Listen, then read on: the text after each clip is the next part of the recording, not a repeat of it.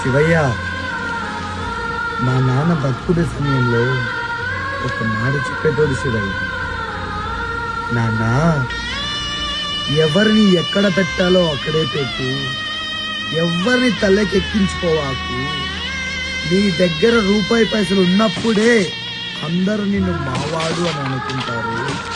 అదే ఒక్క రూపాయి లేదు అని అన్నప్పుడు నిన్ను తలెత్తి కూడా చూడరు అని.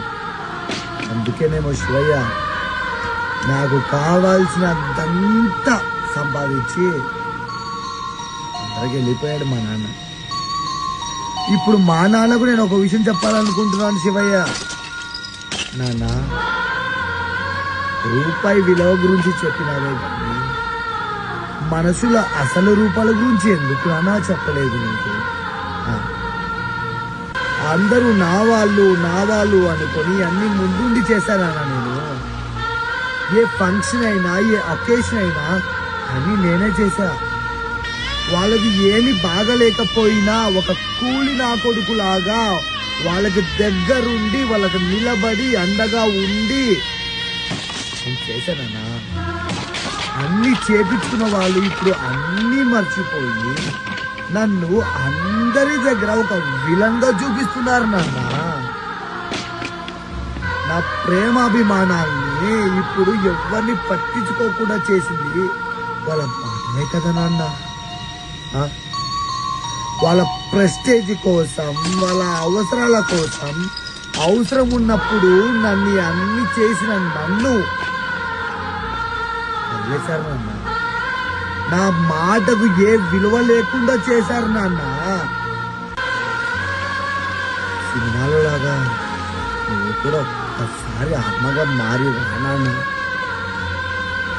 నిన్ను గట్టిగా హత్తుకొని ఏడు తీది గురించి చెప్పాలని నాన్న. రానన్న నానా, చెప్పానా? సరే నాన్న, ఓకే నాన్న, ఇప్పుడే చెప్తా నాన్న. Finally one word sir. మా నాన్న మాట నా నుంచి నా మాటగా చెప్తున్నాను.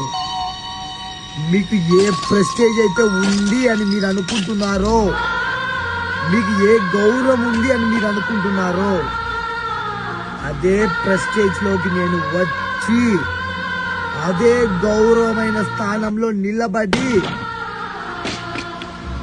మాట్లాడుతున్నాం సార్. అంతవరకు దయచేసి నా గురించి, నా విలువ గురించి ఎవ్వరితో ఏమి మాట్లాడద్దండి. మీకు సమానమైన రోజున మాట్లాడదాం. బాయ్ సార్, గుర్తుపెట్టుకోండి.